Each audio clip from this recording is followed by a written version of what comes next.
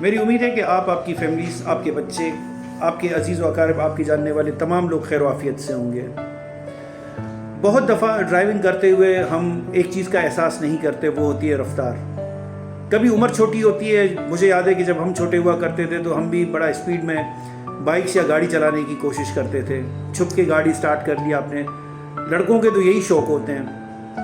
اچھا جی، یہ ٹاپک کیسے میرے ذہن میں آیا؟ میں اکثر دیکھ رہا ہوتا ہوں کہ موٹر سائیکل والے جب ٹرن لے رہے ہوتے ہیں تو وہ اس چیز کو خاطر میں نہیں لاتے کہ سیدھے ہاتھ سے کس کی گاڑی گزر رہی ہے، لیفٹ پر کون ہے، پیچھے کون ہے، انڈیکیٹر نہیں دیا یا ہاتھ کا اشارہ کر لیں آپ اگر انڈیکیٹرز کام نہیں کر رہے ہوتے تو بہت دفعہ اس طرح ایکسیڈنٹس ہو رہے ہوتے ہیں۔ آج کل ایک سوشل میڈیا پر میں ویڈیو بھی دیکھ رہا ہوں، کافی وائرل ہے، کہ جس میں ایک موٹر سائیکل سوار ٹکرا جاتا ہے گاڑی سے اوور اسپیڈنگ کی وجہ سے، اور کافی گاڑی والے کی طرف سے بھی اس میں کافی اس کا بھی میں کہوں گا کہ قصور تھا کہ اس نے اچانک سے گاڑی اپنی موٹر سائیکل کے سامنے کر دی تھی۔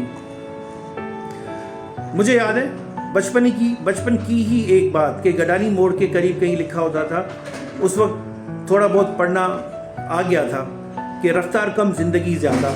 تو اس کا مطلب یہ ہے کہ جتنا رفتار کم ہوگی، رفتار اتنی ہو جتنا آپ اس کو کنٹرول کر سکیں، گاڑی پر آپ کا کنٹرول ہو۔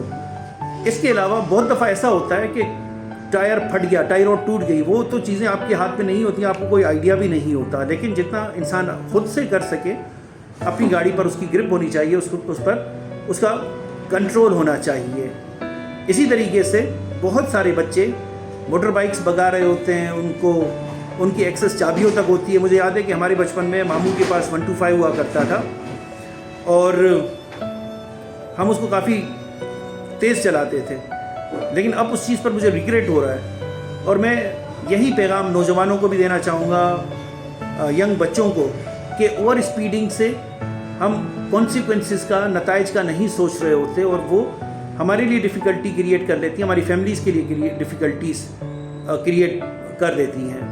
آپ یاد رکھیں کہ میکینیکل کوئی اگر چیز ٹوٹ جاتی ہے تو آپ اس کو ریپیئر کرا سکتے ہیں، وہ ٹھیک ہو جاتی ہے، لیکن انسان کی جو چوٹ ہوتی ہے، انسان بہت نازک ہے۔ تو ہمیں اس طریقے سے اپنا سوچنا چاہیے، اپنی سیفٹی کا سوچنا چاہیے، اپنے گھر والوں کی سیفٹی کا سوچنا چاہیے، ان کا خیال رکھنا چاہیے۔